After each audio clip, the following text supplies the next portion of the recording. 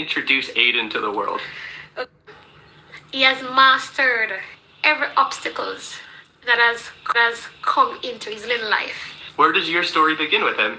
Okay, so my story started in Jamaica. I am from Jamaica. My son was born at 7 months old, premature. He weighed 1.2 kilograms, which is about 2 pounds. After he got to the theater, he was in an incubator.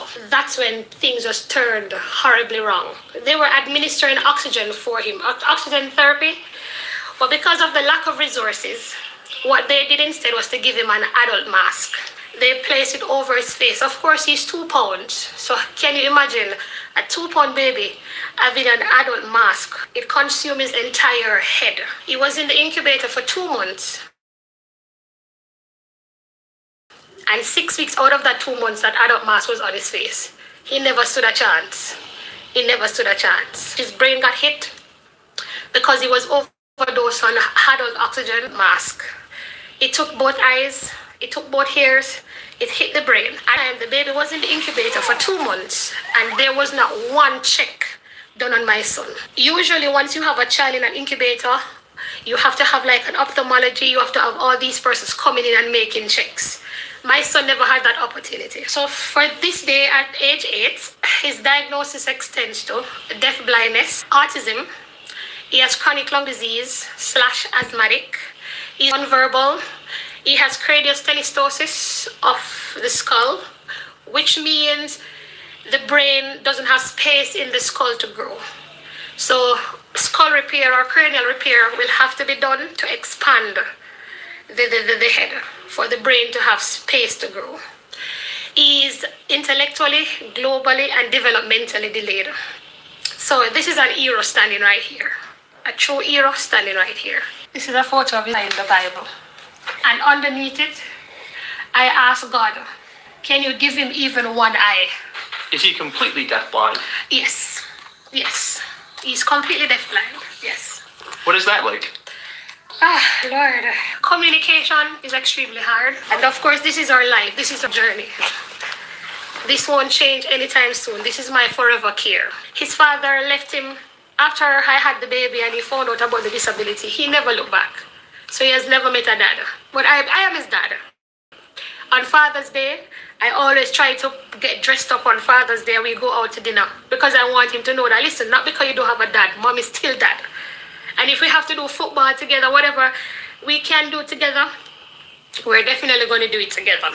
Tell me about what it was like when he was let go of the hospital when he was a newborn and put into your care. Oh Lord, that was tough. I used to walk the streets of Jamaica. And I used to ask anybody. I used to just see somebody in the streets and I would say, can you tell me of a doctor who can help my son? Because of course the medical team, I just walked away. They didn't ask me how I would eat. They didn't ask me how I would sleep. But we fought and we have this beautiful little apartment that we make it into our home. You know, my son is happy. I was, for the first time, he got his own room. Because I used to live in like people's house. And I used to rent like rooms. The abuse was so much. My son is making too much noise. This is happening. That is happening. The last thing they diagnosed me was PTSD. Because they said I was so broken about just the journey. But I cannot let my state affect him. So I have never sweat. I've never stopped. My son has never been, it doesn't matter if I am wanting. He has never been wanting. I don't think he understood. I remember when she threw us out in the streets and I said, God, thank God my son is blind. All his life I'm praying for vision. And I can look at you and tell you that God, hold on here, let me show you something. Let me show Uncle where my prayers are going. Hold on. It's okay. I'm going to show Uncle something. Hold on, buddy. Hold on. Does he like to be close to you? Yeah, I'm coming back. I'm not going anywhere. Mommy is back. Come, mommy is back. It's okay. She's not going anywhere. This is my Bible. I put his name in the Bible. with my name. Because I asked God, it doesn't matter what happens to keep me to keep me alive so I can take care of him. Yeah, because I don't know if there's gonna be anybody that's gonna love him enough to take care of him. Nobody said, Mom, how do you manage financially, mentally, physically, a place to live? We don't have a car to travel. We were homeless for 2 years In Jamaica? here. So it's okay, Baba. It's okay. It's okay. It's okay. It's okay. It's okay. It's okay. It's okay. Give mommy kisses. Give mommy kisses. Give mommy a kisses. Good job. Right. So we were homeless for 2 years until we found this apartment. Because when we moved to New York, I didn't have a plan. I came to New York because I heard doctors were here. And I just wanted to get, it didn't matter where I slept. If we had to sleep in the dog pen, if we had to sleep in the cold, it didn't matter. I came here because I heard doctors were here. I didn't know what winter was like. When we came, we didn't have a winter jacket. My friend Alex, she came and she said, Kerry, this is your first winter jacket. She gave me my first blanket. And I knew provisions would have been made. He was an American, so he was able to get out. What about who doesn't have not even a visa to get help? The resources. So he was a dual citizen? Yes. Yes. So that was the lucky thing. That was the only thing that saved him. How did he become a dual citizen? His dad. From his dad. Yes. What was it like for you when his dad left? Alright. He has never met him. And when we went to the immigration process, because I didn't even know about the dual status or whatever, I went to the embassy trying to get my son a visa to get him out of the country. Because I had a visa, I used to travel. That's why I met his dad. When I took him to the embassy, she said, Mom, I have to deny the visa. And I'm like, Miss, look at my son. He's dying right here. And she said, Mom, no. Because he's a U.S. citizen, I cannot give a U.S. citizen visa. So what she did know, she said, okay, go to the citizen side. And then they gave me a letter to fly here, get some DNA testing done and everything. Because as I said, his dad he didn't want to. I think what I get to understand is that once the child came to America, the level of care he needed, the financial capabilities, he didn't want that. So he decided, you know what, let him die there. And his father used to send papers through them out. Because he didn't come to sign the birth paper or anything. Because he just literally didn't want any part of it. But the U.S. Embassy intervened and said, okay, Mom, this is what we're going to do. So that's how I got stuck here. So I am stuck because I didn't have no other resources.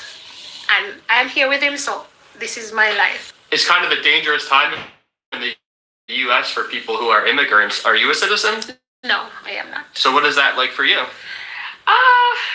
Honestly, I tell myself, God didn't bring us this far to leave us. You understand? He didn't leave us. He's not going to leave us here. Because, listen, you send him home. If you're sending me back home, send my child too. He'll die there. They did it. They has killed him there. Are you going to send back one of your own to die there? I have to stay with him. So if that's not enough to be here to raise him, I just want to raise him.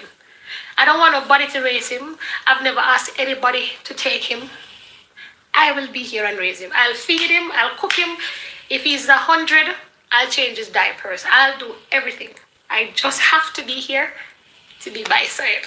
If he dies first, I give God thanks because I don't want him to suffer. I don't know. The world can be so cold and cruel and so unkind. When I got pregnant and when his father walked away, I said to God, God, listen. If I keep my child and I take care of him, do you promise me that you'll always be here with us? I kept my promise, so I know God is going to keep his. I can't ask for anything more. Right, Aiden? I'm going to come and sit beside you guys. Will you kind of guide me of what to do? Yeah, but you can sit on and take Aiden. You want me to sit on that side? Yeah, so you can take Aiden. Just take him? Sure. Bye, Aiden. He's sleeping. Perfect.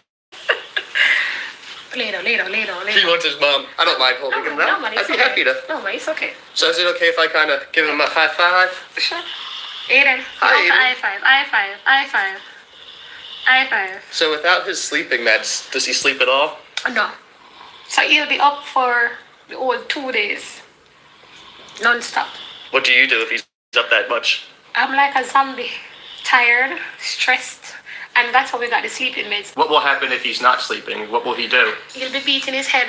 All this would be done. He'll be biting. You saw him biting me. So he's a biter. So he's very aggressive. So he'll rip your hands off. Sometimes he bites, blood comes. So I think when he's in too much pain, it's like that's a natural thing for him to do, to bite. As I said, when he beats his head, it doesn't matter what. If there's a big rock, he's going to beat his head non-stop on the rock. He gets super aggressive. Like he'll rip it to shreds. He's very strong. What is it like to be a single mother and love your child so much, but your child sometimes bites you and attacks you? Oh, Jesus. I always think if he does it to me, as a mother, it's like you have to tolerate it. It's like you gave birth to a child that you know walks around and kills people. The world hates that child, but you have to love him. You know, that's what it is. Like, you have to love him. It doesn't matter what happens. The mother has to love him.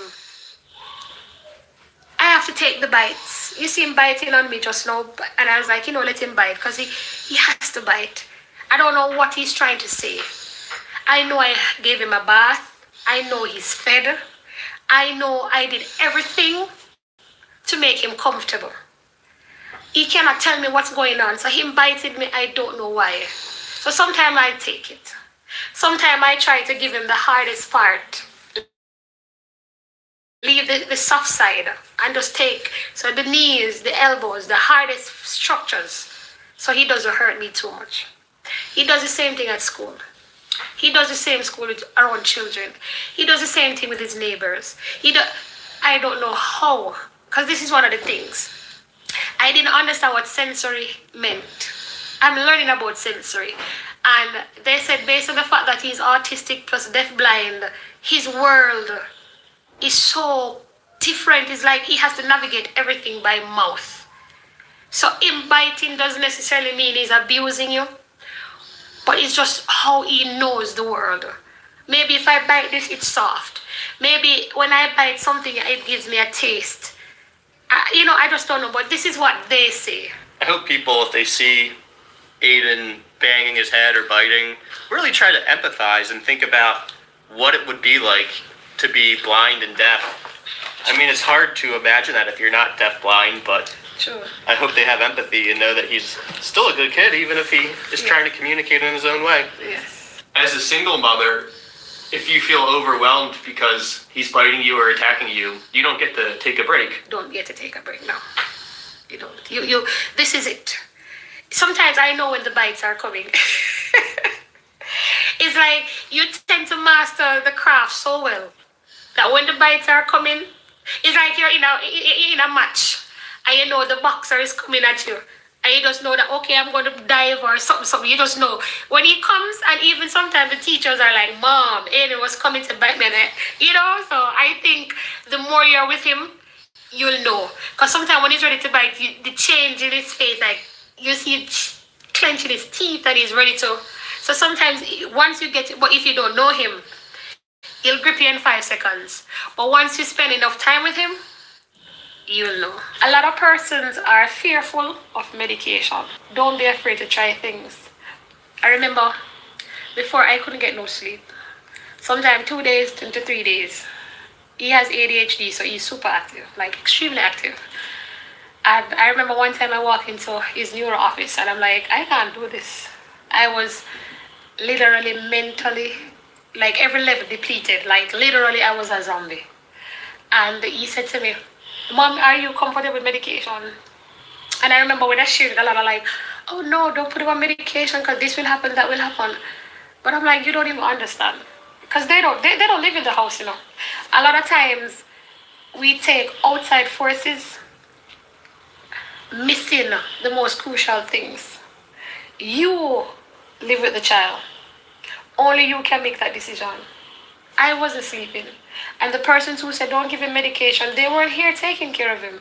They weren't coming and saying, okay, mom, let me take a day. If you fall asleep one day and aren't able to take care of him, and he gets hurt, then they would judge you too. Can I give you that sleep story? Yes. One day, we went to an appointment. It was pretty early. And I came back. And I laid right there. And I was so tired. And I said, okay, Aiden was playing right here. I was like, let me take about, 5 minutes. I was just laying there watching the TV. And if I tell you, when I woke up, it was 3 hours later. Oh, wow. I started panicking. But he was inside his room, spinning. You say spinning or spilling? Spinning on his autism chair. Mm-hmm. There's an autism chair that I bought, and it spins. So that's his comfort. So I heard it because what I did, I put a bell on the chair. So once he's on it, I know. So you'll hear the bell. Anyway, I went to the room and he was there. And he was just there spinning on his autism chair. But guess what? He was wet. Like he peed. And the diaper was so full. And he just sat there spinning in his chair. The diaper was just there. He didn't take it off. He didn't come to make a fuss. He didn't touch mommy. He didn't wake me up. He didn't do anything at all. He just sat in it. And I'm like, what if one day I died? I never wake up one day. I see a lot of these horror stories where moms die and the child is there 2-3 days. What would happen? So now even if my neighbor is a mental case, I know my neighbors. I knock my neighbor's door, my neighbors knock my door. Can I get some sugar? Can I get some salt? Anything happens, somebody must know that my child is here. This is my life. I breathe this. I live this. I wake this. It doesn't matter what I do. This is my life. I still have to change diapers. I still have to lift him like a baby. I still have to cut him. I still have to hold him. Every pain that goes on, I'm still fighting with the eyes. It's been 8 years. I'm still going through the eyes. I'm still going through the mental pain. I'm still going through the stress. I still have to master depression. I still have to do this, and I still have to wake up every morning. I don't have family here. I'm a lone wolf standing here. Sometimes I'd love to be home. I'd love to go back just for even a day, just to breathe. But I can't do that because his life is here. So far, I have done more than probably 500 doctor visits.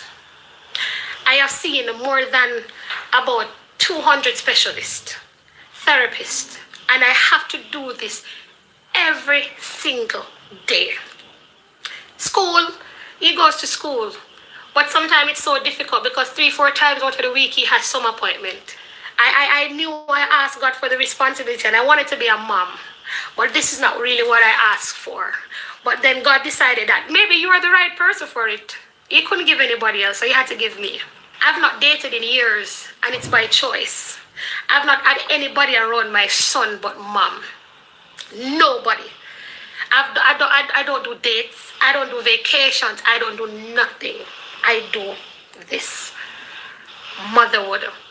Until the day I die, this is it. So what is the normal day like for him?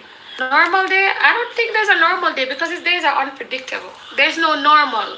All right, yesterday for the last couple of days, he's just crying, non-stop crying. Then you have a day that he's just beating his head, non-stop beating his head. Then you have a day when he's just all smiles. You waking up now? Yeah, you have a day when he's just all smiles. I'd love to go back to Jamaica for a vacation. Just to go home, see my mom, my friends. That little normalcy.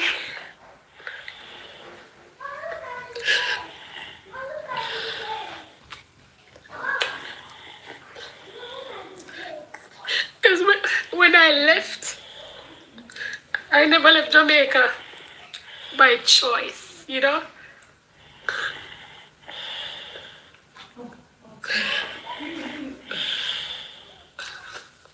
Is it difficult being away from friends and family? Yeah, I miss home. Just, sometimes you just sit with our friends and just chat and laugh, It's like one day you got up, life just changed.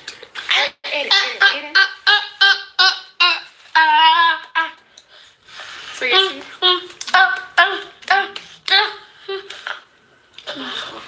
So you see?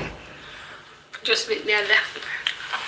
So you don't even know when or how or what triggers it. Can you go from happy to aggressive Yes. instantly? Yes. And you see him crying and laughing within the tears. I'm sure since you guys had to move all over to find him the appropriate medical care, Yes. which I think is an amazing thing you did, but I'm sure he hasn't had consistent access to the same education, right? Yes. Yes. So maybe now that you're settled in New York, you'll see some more progress. Yes, I think so. And I see a lot too. Because even getting our first apartment and stuff, I saw a lot of difference. A lot of difference. So let me tell you people, stability. You see, when you have these children, stability. is the You want his helmet? Yes, I'm going to put it there. Where is it? Over there? All right, Aiden. All Here, right. I'll take a all right. look. I think it's right there in the corner. Yep. Yes, hold it. So before you guys got this apartment, Yeah. were you house to house every week? We stayed, like, the state put us in a hotel. So we stayed, put us in a hotel setting, How long were you in a hotel for? 18 months. Were you in the same hotel? Yes. Okay. Until we found here. I asked if you were in the same hotel because I imagine Yes. if you were constantly moving, The that would be same hard for him to get orientated to all these Yeah. different places. Okay, it was the same. We stayed at the same spot. Yeah, we stayed at the same spot. How do you do in the hotel? It was hard because it was just like we were in a one bedroom. So it was just a small bedroom, bathroom. Hotel settings. There's no kitchen or stuff like that. So, you just had that little space to move around. So it was a lot. Because what I realized that they love space. Autism children, you have to have space. Mm-hmm. This apartment is still not big enough. Because you see all these strollers and all these stuff that we have. It's still not big enough, but it's still a little better than where we're coming from. All right, so the helmet is for the protection because of the constant head bangings. So once he's beating his head, it doesn't matter what is in front of him. He's going to hit his head super hard. So because just to prevent a concussion, the helmet is worn. Also, he has the condition craniosynostosis. Let's see if I can show you. Wait, Aiden, hold on. So right here has the shape, and then it has a cone, then it has a sunkenness that goes in. So they would have to lift, I guess, open the sides for whatever to grow. Yeah. He's 8. He has never spoken any words. You take him to the doctor, sometimes it's difficult because the doctors themselves, they don't understand. Because they're like, Mom, everything I have to be a part of. Mom, how do you communicate? If he wants something to hear, what do you do? If he needs to go to the bathroom, what do you do? There's no language. I know some person just never talk. I have to get to the realization, say, even with it, possibility exists that he may never speak. But I still have hopes that one day he'll speak. Because a mother can, just like I have hopes that one day he's going to be seeing me and the whole works, A mother will always have dreams. My thought is that you just give him every opportunity and see what he does. I give him every opportunity, yes. That's the best thing to do. Yes. And he loves it. He loves going outside. Tell me about the medication that Aiden takes that makes him sleepy. All right. Yes. He gets, all right, so he takes a whole lot of medication. He's up till late because I knew we couldn't get through this interview. So what I did, I give him the medication later. So that way we can do this because other than this, we couldn't get nothing done. So because he's blind, I guess they said he doesn't know to differentiate day from night. So he doesn't sleep. And of course, as I said, he went to bed late. And I really put him late because I wanted him to sleep.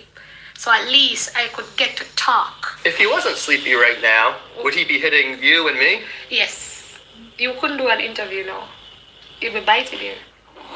Yes. Biting your face, biting your hand. All these things would have The camera been flat. equipment? All the camera equipment would have been flat on the floor. But somebody has to, he has to be left where I don't have to be worried. And I know that if he bites somebody, they won't hurt him because that's my fear. So I never do anything because my fear is leaving him with somebody who will hurt him because they don't understand him. So it takes that toll, you know?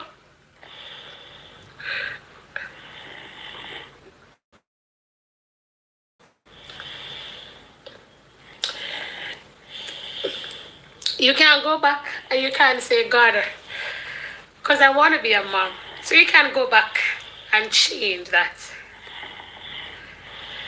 But, you know, I just felt that there was so much injustice done to us.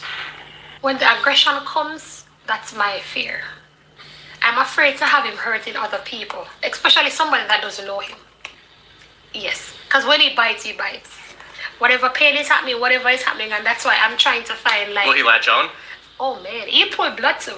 I've had teachers who have gotten, taken a shot, that's what you call it, after you bite? Yeah. I've had that in a couple schools. So I know. So I guess after that, no, they understand that he bites. So they no longer, so they know when he's coming. Because they're like, Mom, we're experts on Aiden now. When Aiden is coming, we know what to do. So one of my favorite things to do when I'm filming these videos is kind of model for the viewer how to be friends with the children I meet. Oh, okay. So how would you recommend somebody becomes friends with Aiden knowing that he can be aggressive? Alright, he loves hugs.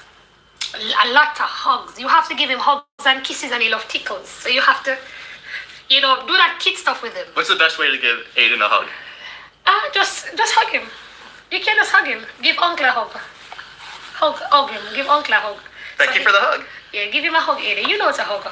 Give a hug. Give mommy a hug. Give mommy hugs. Give mommy a hug now. Give mommy kisses. Oh, you want bucket juice? But you'll kind of guide the interaction, and if you can tell he's about to bite, you'll Yeah. take care of it. Depending on his days. Maybe because he's just waking up. But if he has a good day, yeah, see he's waking up now, you see he's whistling. Yeah, man, says, oh, sit down, Aiden, sit down, your mom is up, sit down. Even if tomorrow the doctor calls and say, Mom, I am going to give, I guess, you know, there was some mix-up, and I think we gave it the wrong kid. I still would say, listen, after all this journey, I'll keep my kid. I would never trade this moment because it has taught me so much. When I talk about growth, I didn't know that I could be mom and dad, sister, brother, aunt, grandma, great-grandparents. I didn't know I could do that. And I stood the test. I met a lot of angels on the journey. How do you hope your neighbors in your community treat Aiden if they see him out in public? Alright, love is the greatest. And that's something I definitely want everybody to extend. Kindness. Kindness is like something I pray for. Before he goes out in the morning, I pray that the Lord just touch the hearts of whoever he goes in contact with. That's one of my first prayer every morning. So you have to give up a lot. Sacrifice is number one. Patience is number two. Them say patience is a virtue. You best believe that. Maintain your peace of mind. It's very important. Anything that is not supposed to be in this head, take it out. Because distraction kills you. Find time to go out with your kid. Do stuff with the child. Don't let society dictate the parent you need to be. My son goes into everything. My son wears a suit. Every year, my son puts on his tuxedo. I don't even know if he understood what he had on.